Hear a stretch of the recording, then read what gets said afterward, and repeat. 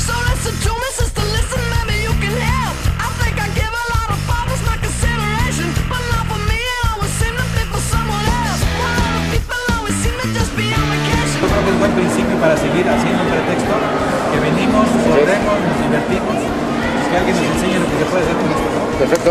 Gracias.